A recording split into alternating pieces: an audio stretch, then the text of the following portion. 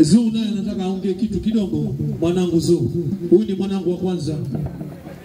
Nashukuru Mungu kwa sababu ni mtoto wangu wa kwanza na ananiletea wajukuu ambao najua wajukuu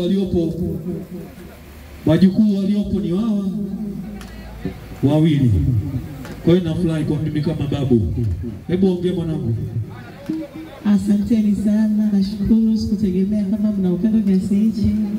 Nawapenda sana wote mlioandaa zawadi hii, Mungu awabariki.